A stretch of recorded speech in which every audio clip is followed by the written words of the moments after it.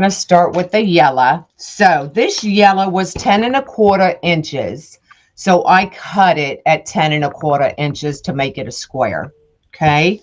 So we're going to put it on our cutting mat diagonally. I'm just going to line it up at the 18 because that's where it landed. And then we're going to cut it diagonally up the middle. Just like that. Okay. Now, it may be easier for y'all to grab a clip. Okay. Just grab a clip. And we're just going to take one, put it right over the other, lining up that tip and clip it. Just like that. Now, when I'm sitting here making them, I don't clip it. I just keep my palm here so it doesn't move. Okay. So I am lining up those edges. Don't worry about this part. This part's going to be in the zip tie, y'all. So if you cut it a little wonky, doesn't matter. You're going to find the middle and pinch. And then we're going 1, 2, and 3. 1, 2, and 3. And then we'll pick it up and band it.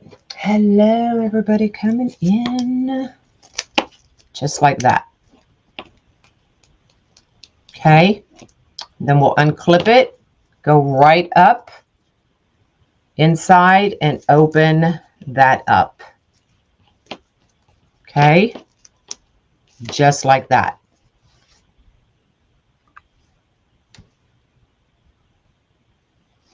All right. So because we're doing a lotus and the curve, normally we would load them like this, right? With that curve down. But with a lotus, the curve goes up. So we'll be loading them like this.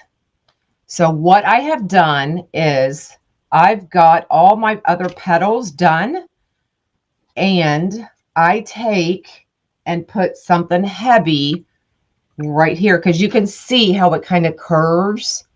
It's not like an open, it's just kind of wonky. So I take something heavy, I put it right on there to help give me that nice curve at the point. Okay, so we're gonna put this one aside, and I'm gonna grab some of my others that have already been sitting,